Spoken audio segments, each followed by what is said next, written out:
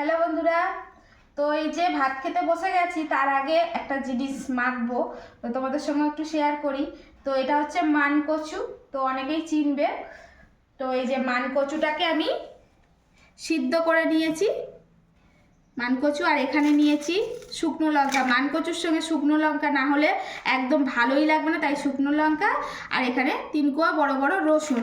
তো এগুলোকে না ওই গ্যাসের পাশে রেখে দিয়েছিলাম, তাই সুন্দর পুড়ে গেছে, এই দেখো কি সুন্দর। তো এখন এখানে একটু নুন নিয়ে নিয়েছি, আর এই নুন দিয়ে ভালো করে আগে প্রথমেই লঙ্কাটাকে ভালো করে মেখে নেব। তো মানকচু দিয়ে অনেক রকমের রেসিপি হয়, তবে কিন্তু এই ভাত মাখাটা ভাতে ভাত বলা হয়। এই মানকচু ভাতের মধ্যে সিদ্ধও দেওয়া যায় বা আলাদাও তোমরা সিদ্ধ করে নিতে পারো।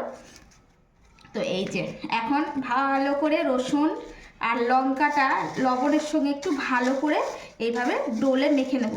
এতে না কাঁচা লঙ্কা দিলে কিন্তু ভালো লাগবে না বন্ধুরা, এটা বারবারই বলছি। তোমরা এখানে শুকনো লঙ্কা একটু ইউজ করবে, যারা ঝাল খাও না তারা অল্প করে দেবে। তো এই যে কি সুন্দর যে একটা ঘ্রাণ আসছে, সেটা তো তোমাদের দিতে পারছি না। আর এখানে একটু নিয়ে নেব সরিষার তেল। তো সরিষার তেলটা একটু বেশি করেই দিচ্ছি, যে কোনো ভাতে ভাত মাখতে গেলে সরিষার তেল বেশি না দিলে একদমই ভালো লাগে না।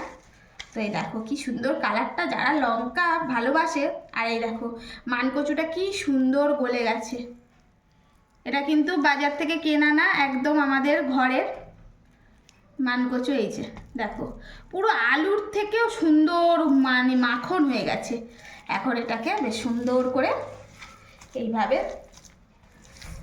মেখে নেব। দেখতে কিন্তু সেই হয়েছে বন্ধুরা।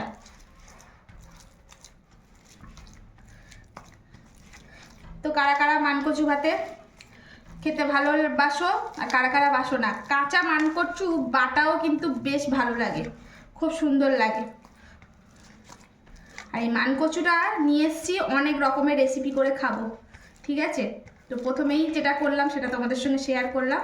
তো এই যে এখন সুন্দর করে মানকচুটা মেখে ফেলেছি, আর আমি প্রথমে একটু টেস্ট করে দেখবো যে লবণ টবণ ঠিক হয়েছে কিনা। এটা তো টেস্ট না করলে বুঝতে পারবো না। তো এই যে পারফেক্ট, দারুণ। আর গরম ভাতে মানকচু ভর্তা।